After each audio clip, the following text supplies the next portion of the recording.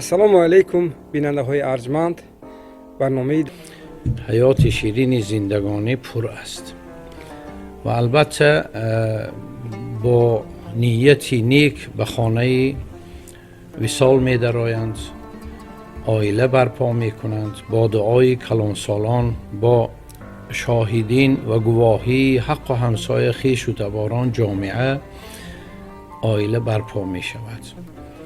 و در این مسئله مقام مرد شوهر چیست؟ بله. خداوند مرد و زن را آفریده است، اما آنها فرق دارند. در قرآن کریم آیت کریمه الرجال قوامون علی النساء بین علمای اهل اسلام بسیار افکار زیادی را آورده است. معنای این آیت آن است که مردان از زنان قوی تر هستند، پرقوت تر هستند. و اگر به این نقطه نظر امروز نگاه کنیم، گاه ها زنانی هستند که از مردان پرقوت تر هستند. یعنی اصل نظر خداوند تعالی، مقصد خداوند تعالی با این کلمه قوت جسمانی معنی دارد، یا اینکه عقل، نقطه نظر، فکر، ذکاوت.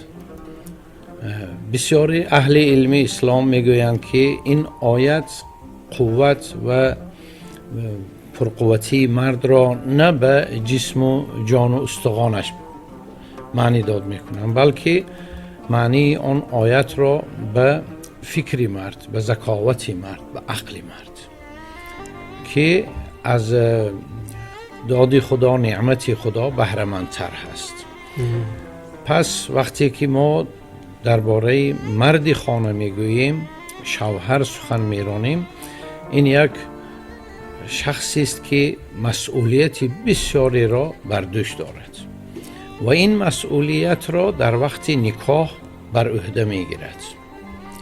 وقتی که زن در وقت نکاح خواندن اول از کلیم پرسیده می شود بله. که او خودش را به زنی به این شخص می بخشد، رازگی می دهد. و وقتی که ما از داماد می پرسیم که آیا فلانچی دختری فلانچی را به زنی قبول کردیدش، او قبول می کند. اینش می بخشد و اینش قبول می کند. بله. در بخشیدن چی معنا و در قبول کردن چی معنا؟ بله. شاید جوانان در این لحظه این مفهوم را چخور درک نکنند، یا کسی برای آنها این مسئله را فهمانده داده نتواند، یا وقت ندارند، یا به این مسئله اهمیت نمیتیند. خب بخشیدن زن آن هست که او مضمونا میگوید من تا امروز در حفظ و حمایت پدر و مادرم بودم، نفقه مرا پدرم مهیا می ساختند، سر و لباس، طعام، زندگی، ضروریات و احتیاجات زندگی مرا حضرت قبلگاهی من تا امروز بر عهده داشتند. شأن و شرف من، حفظ و حمایه من بر عهده آن کس بود. امروز که شما مرا خواستگاری کردید و من همه این مسئولیتی که در نزد پدرم بود من به شما می بخشم.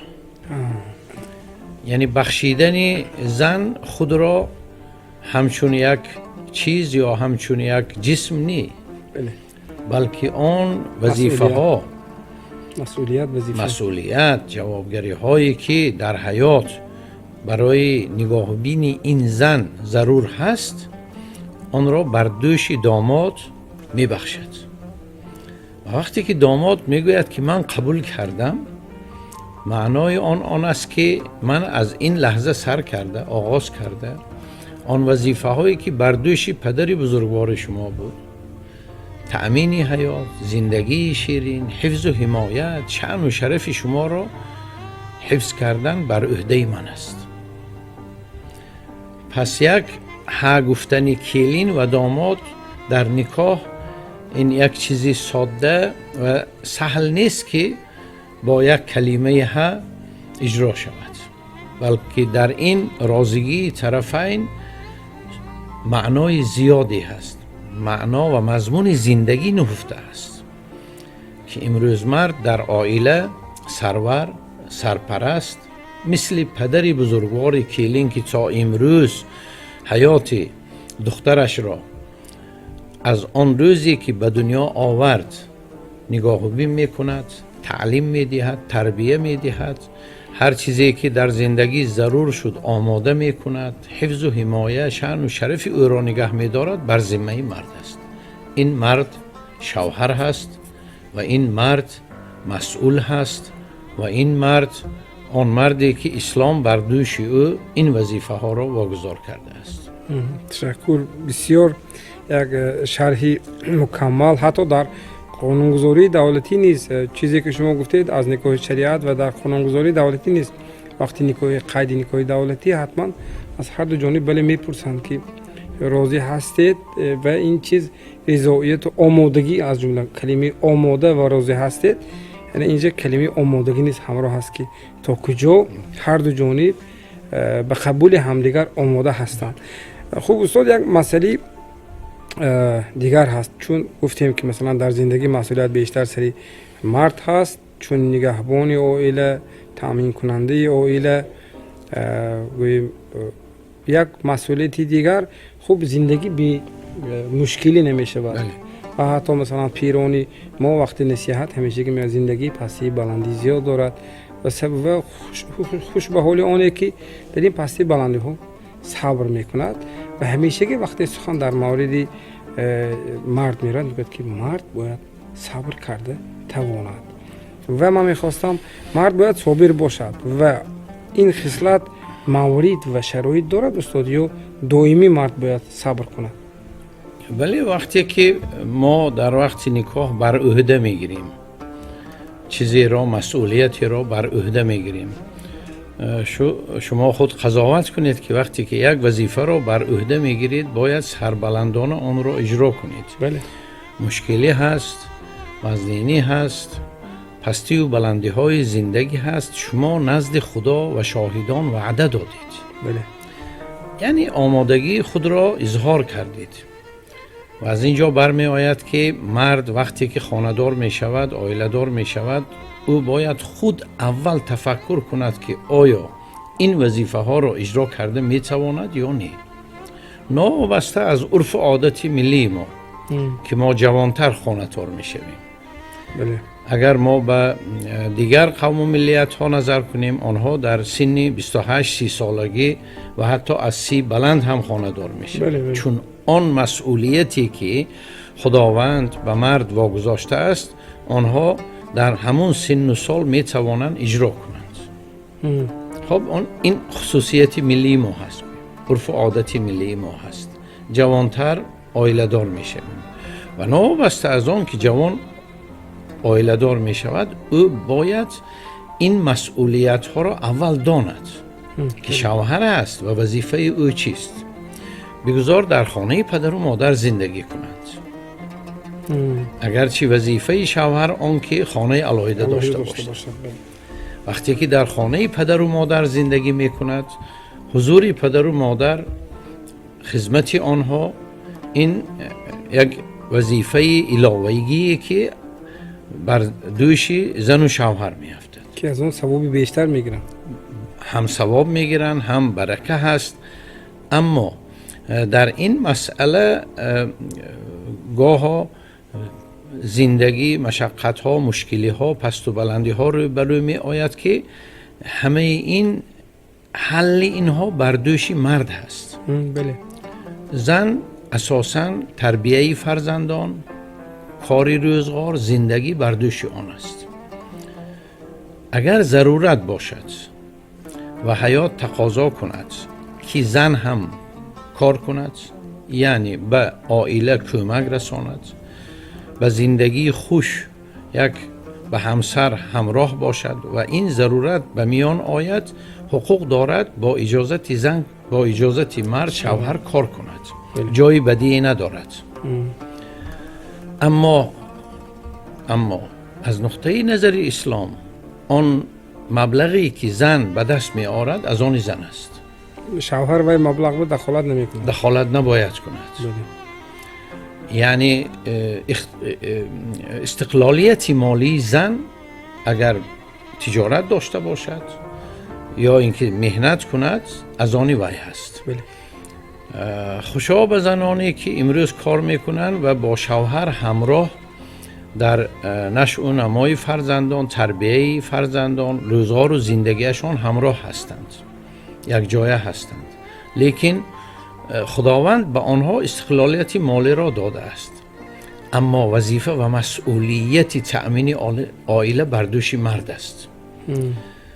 ببینید این یک چیزی آسان نیست و از مرد وقتی که این مسئله ها به دوش مرد واگذار کرده شده است، او باید همه وقت صابر باشد، نوابسته از حالتهای زندگی. یعنی صبر، قناعت در تأمین زندگی، در تأمین عائله، تربیه فرزندان. مرد یگانه خصلتی نیکی که به خدا معقول هست و محبوب پروردگار می شود، این مردی صابر باشد. یعنی از مشکل های زندگی او نمی تواند از وظیفه های خود بیرون رود یا صرف نظر کند. پرتافته رفتن ممکن نی، تأمین نکردن ممکن نی، با آنها نگاه نکردن ممکن نی. او وظیفه دار هست و هر کسی که در وقت نکاح رازگی خود را داد داند که از آن لحظه برای او چند مسئولیت، چند حساب و کتاب در نزد خداوند گشاده شده است و آنها حتما پرسیده می شوند در روز قیامت. در این زمان، در این حیات، اگر او این مسئولیت ها را به قدرتی حال ادا نمود، در نزد خداوند تعالی اجر و پاداش عطا می‌گردانده میشه. و آنهایی که این مسئولیت ها را، این وظیفه ها را اجرا نکردند، نزد خدا گناهکار هستند، به آن درجه که اجرایش آن کاستگی و کمبودی داشت. بنابر همین مفهوم صبر برای شوهر میزیبد. بله. چون که زنها بی صبر هستند. اگر در زندگی زن از نقطه نظری سریشتش بی صبری و یک خصلت خاص زنانه داشته باشد، مردان نباید به درجه آنها پایان فرایند. مرد همه وقت باید مرد باشد، تحمل کند، بله، مسئولیتش را اجرا کند و در ادای وظیفه خود همه وقت با صبرانه تکیه به خداوند و دعا به درگاه او التجا نماید که حیات عائلوی او را، آن وظیفه هایی که بر دوش آن است، ادا کردنش نصیبش گردد. تشکر. استاد، یک مسئله دیگر ما شما پرسیدنی هستم در مورد اونی که بیشتر اگر مثلا به بابای و بیبی ها، به بابای آچه ها یا پدرای مادرای خودمان نظر کنیم، سن و سال گویم آنها از همدیگر فرق میکنند. مثلا عادتا زنها از شوهر مثلا 2، 3 یا 5 یا 8 سال گویم خورد هستند. و در این مورد مثلا چون که شما گفتید همیشگی چون شوهر این برای زن متکا است، یعنی تکیه‌گاهی زن است که مثلا همیشگی هم عائله را سربانی میکنند، مسئولیت دارد و همزمان مسئولیت تربیه نیز دارد استاد همسرش را. بله، ما مسئولیت به کلی گفتیم، یعنی عمومی گفتیم، اما مسئله سن و سال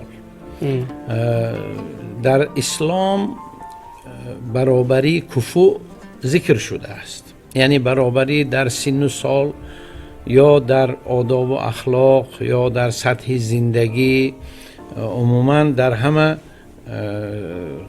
قیره های گویم حیات برابری را تقاضا میکند، چون زندگی نزدیک داشتن یا نقطه های گویم با هم پیوند شوی دو نفر زیاد باشد، حیات آسان تر می شود. اما سن و سال موافق عرف ما زن باید کمی جوان باشد. این عرفی هست، این طلبات شریعت نیست. اگر به اسلام نگاه کنیم، پیغمبر ما وقتی که 25 ساله بودن، حضرت خدیجه آن آمان رضی الله عنها 40 ساله بودند. یعنی فرقیت سال در اینجا 15 سال. ذکر نشده است. اصل در آن هست که مناسبت زن و شوهر، فهمیش یکدیگر، برداشت یکدیگر و مقصد یگانه یکدیگر بین این دو شخص، زن و شوهر، باید در عائله از اول با نیت نیک معین کرده شود.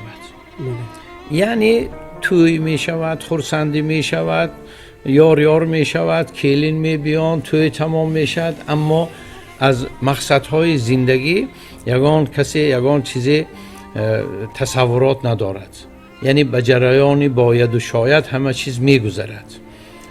اگر همان وقت از کلین و داماد پرسید که مقصد زندگی آنها چیست، شاید یک چیزی بسیار ساده جواب دهد، چون در این مسئله کسی به آنها صحبت نکرده است یا تربیه پدر و مادر در این قسمت حیات شاید بسیار کم باشد.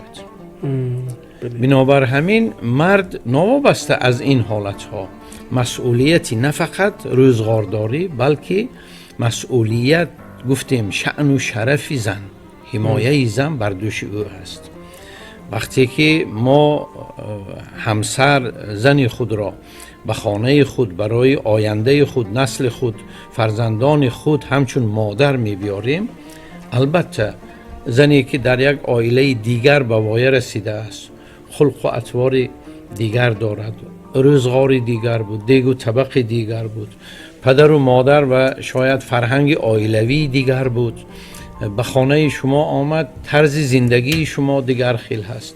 شاید شما در حولی زندگی میکنید، کلیم پاشا در خانه بلند آشیانه زندگانی میکردن، فرقیت های زیادی به میان می آید. و مرد در اینجا همچون معلم، همچون شوهر، در آن اصطلاحی که با نام چله مشهور هست که از عرف عادت قدیمی ما هست. خب چی نصیحت میکردن؟ میگفتن که در چله به وقت نبیا، شبها نگرد، جایهای هرخیله بنرو. ولی این چیزی که طلب به مرد خانه میشد، شوهر میشد. برای چی؟ یک جوان، یک مردی که میتواند مستقلانه عائله دار شد، او در مدت 40 روز برای چی این از این عملها خود را کمی دور کشد؟ چون که الکی او وظیفه دار شد، مسئولیت که خانه خود را باید در و آستانه خود را حفظ و حمایت کند. او اون جوان نیست که پدر و مادر در خانه را قلف میکردند و همه احوال زندگی را در آخر شب جنبست میکردند. این الکی مسئولیت پیدا کرد و در طول 40 شبانه روز مرد باید به عرف و عادت عائله خود زن را آگاه سازد، تربیه کند، تعلیم دهد که پدری من عادتشان این خیلی، مثلا مادرم این طور ترتیب زندگی دارن، مثلا ما که همراه هستیم در خانه اینها که هستیم و البته خدمت آنها ثواب هست و برکه هست، باید به تمام آن نازکی های داخلی عائلوی خود زن را آگاه سازد، تعلیم دهد، آماده سازد. چون کلینی نو دست و پا نخورد، در بعضی مسئله ها سرگردان نشود، حتی در طعامپزی، ترتیب، مقدار، شور، تند، تلخ، همه اینها یک زندگی هست. و مرد در طول 40 شبانه روز در دوام چله باید این مسئله ها را حرکت کند که به زن تعلیم دهد، آگاه سازد. بر وقت از کار آمده. بله. یک سببی بر وقت آمدن همین هست. بله. چون که خانه دیگر، جای دیگر، چاینک و پیاله دیگر، دسترخوان دیگر، پدر و مادر دیگر، قینی و قینسینی و اشخاص دیگر هستند. یک کسی بیگانه، اگر ما روزی به مهمانی رویم هم خود را در مهمانی آزاد نمیگیریم چون که مهمان هستیم. کلین نو که آمد شما تصور کنید که چقدر وظیفه ها مسئولیت ها بر دوش او هم است. این مسئله دیگر هست، مسئولیت زن. اما مرد باید از ابتدای زندگی از همون چله آغاز کرده در تربیه و در سمت زندگی عائله خود همسرش را تعلیم دهد، تربیه دهد، آگاه سازد و اگر امکانیت باشد از آنها خود عبرت شود، نشان دهد.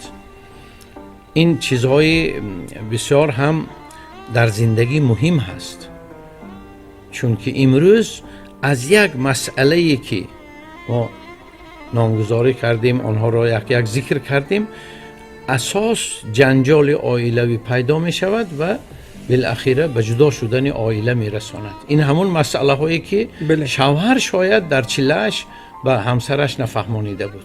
شاید. بله. تشکر استاد.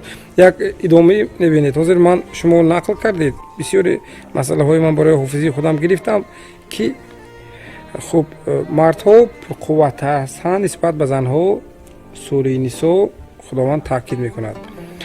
گفتیم که مردها تربیتگر هستند، زنها جنسی لطیف و همزمان مثلا جنسی ضعیف هستند، یعنی کم قوت هستند. گذشته از این ما سخن از تربیت آغاز کردیم. در رفت مثلا زندگی گاه حالتهایی میشود که مثلا به عباره امروز مثلا خشونتی عائلوی، مثلا یک جنجال عائلوی و سبب مثلا دست دراز کردن و مثلا لطوکوب کردن زن از جانب شوهر. یعنی در این مورد مثلا خداوند هرگز در قرآن نمیگوید که مثلا مردها پرقوت‌تر هستند از جهت جسمانی. یعنی مفسران گفتن که اینجا بیشتر به مسئله ادراک، یعنی ذکاوت، عقل و فراستش به تفکرش به. خب در این مورد مثلا شما چه اندیشه دارید؟ خب در مورد تربیه آیا مرد حقوق دارد که از همین گونه حالت‌ها کار گیرد؟ یعنی حالت‌های زوراوری و لطکوب کردن.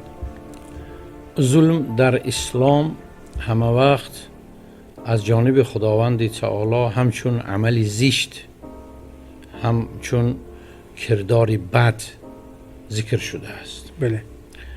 یعنی زور آوری، استفاده بردن قوه در عائله حرام است. کلمه حرام به همه معلوم است. خب آنهایی که در این مسئله گاه دست برداری میکنن، افسوس از سبب تربیه نگرفتن یا تربیه گرفتن. یعنی پدرشون همین کار کردگی بله. او کس دیدگی. بله. تربیه گرفتن به معنای آن نیست که پدرش به او امر میدهد که زنت را زن. خود شاید نشان داده است. یا بابا یا عمک یا تقا. در وقت کودکی این شوهر، این داماد دیده است که دست پدر به سر مادر فرامده است. اگرچه در طول حیاتش پدر و مادر یگان مراتبه زن را زدنش را توصیه ندادند یا تعلیم ندادند یا نگفتند، اما یک بار نشان دادند و همین کفایه هست. شنیدن کی بود مانند دیدن این یک برای کودک مثل یک کامرای هست که همه چیز را ثبت میکند، در مغز زر جای میکند. و خشونت و زورآوری در عائله این یک صحنه است که حتما در مغز سری کودک، در تفکر کودک جای میگیرد و وقتی که کلان میشود، داماد میشود، شوهر میشود، اگر این چیز تکرار شود، این عیب آن کودک نیست، این عیب پدر و مادر هست که فرزند را در این روحیه تربیه کردند، نشان دادند، با راهی نشان دادند، نمونه شدند، عبرت شدند. و امروز باید عائله ها به این چیز توجه کنند که اگر غضب آمد، مشکلی پیدا شد، نافهمی به میان آمد، خداوند میگوید اول نصیحت کنید. بله. نگفته است مشت بردارید، نصیحت کنید. و کلمه نصیحت برای همه معلوم هست. مرد در اینجا نصیحتگر هست. و حضرت رسول اکرم صلی الله علیه و سلم در حدیث مبارک میگویند که خیرکم خیرکم لاهله، بهترین شما ای مردان مسلمان آنهایی هستند که به اهلشان معامله خوب دارند، خیر دارند. ببینید بهترین شما، نگفتن که نمازخوان شما، روزه‌دار شما، حاجی شما، زکات دهنده شما، نگفتن بهترین مسلمان ها آنی هست که به اهل و عیالش مناسبت نیک دارد. این ترازوی شریعت، این سنت پیغمبر علیه السلام است. و آن کمبودی هایی که امروز از جانب مردان شوهرها می شود، افسوس که می شود، از جهالت، نادانی، از آگاه نبودن از این فرهنگ بزرگی هم دینی هم ملی ما هست، گذشتگان ما هست که بابایان ما، آچه های ما یکدیگر را شما می گفتند. بله. خب در محله ها وقتی که ما کودک بودیم از این حولی به این حولی موسفیدان نورانی بودن، همسایه کمپرها بودن، دعاگوها بودن. وقتی که شوهر از بازار می آمدن یا از کوچه می آمدن، این همسران در سن مبارک کلانسال اینقدر پیشواز مبارک، پیشواز یک حلیمانه، اون وقت آن باباها هم شما گفته اینقدر احترامانه به همسرشان سخن میگفتن. این تربیه بود، این تعلیم بود.